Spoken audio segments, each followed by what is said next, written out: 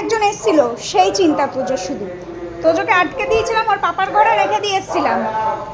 তোজোকে একটু আদর করেছে, আমরা কথাবার্তা বলছিলাম বলে তোজোকে দিয়ে এসেছিলাম, মানে দোতলায় গেছিলো ওরা, একটা দিদি এসেছিল তোজোকে আদর করে, তবে দোতলাটায় গিয়েছিলো একটু, তো তোজোও চলে যাবে।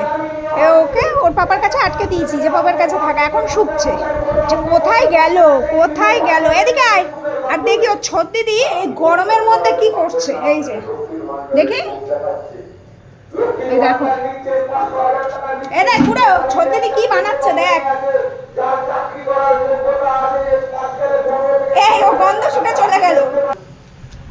আজকে কিন্তু 7টা ওভার হয়ে গেছে, আমাদের এখনো টিফিন হয়নি।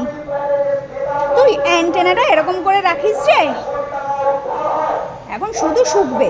কে এসছিল কে এসছিল তোজোর বাড়িতে, কে এসছিল, কে কে হ্যাঁ কে কে এসছো, হ্যাঁ কে, আমার আমার পারমিশন ছাড়া আবার গেট কে খুললে?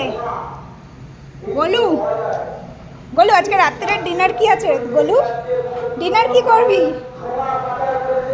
তুই কি মটন খাবি? মটন খেলে হাত দে। ও আজকে চল পাপার কাছে, আয় আয় তাড়াতাড়ি তাড়াতাড়ি তাড়াতাড়ি আয়। হ্যাঁ তোজোকে আমি কি জিজ্ঞাসা করেছি জানো? রাত্রিরে যদি তুই মটন খাস তাহলে তোকে হাত দিতে হবে। এবার ও আমাকে হাত দিয়েছে, এবার তুমি চাও দেখি। গোলু এইদিকে এসো, দাঁড়াও ডেকে নিয়ে আসি। আসো এদিকে আসো, আসো পাপা ডাকলে পাপা। এবার জিজ্ঞাসা করো রাত্রিরে কি মটন খাবে, সেটা আগে জিজ্ঞাসা করো।